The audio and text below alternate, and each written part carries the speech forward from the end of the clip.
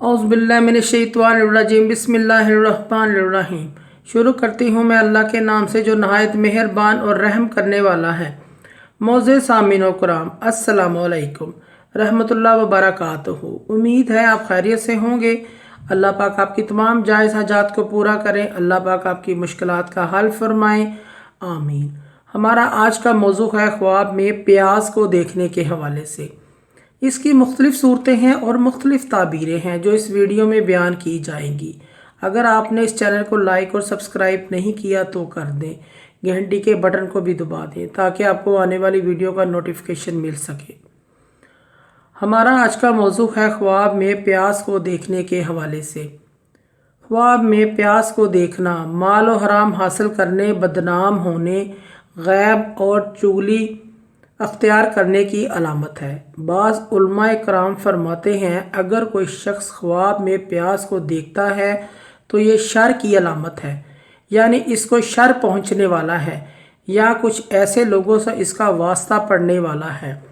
ख्वाब में प्याज खाना हराम माल खाने से तौबा करने, गुनाहों से नदामत करने की अलामत है और कभी कभी प्याज को खाना भी शर की अलामत होती है। ख्वाब में सब्ज़ प्याज को खाना मेहनत करने और मेहनत का नफ़ा और फल खाने की अलामत है। ख्वाब में बहुत ज़्यादा प्याज खाना जिस्म के सेहतमंद होने की अलामत है और रंजीदा होने और लोगों से जुदाई की अलामत है। अगर कोई शख्स बीमार है और ख्वाब में प्याज खाता है, अगर थोड़ा प्याज खाता है तो ये मौत की अलामत है और अगर ज़्यादा प्याज खाता है तो ये सेहत की अलामत है और शफा याब होने की अलामत है।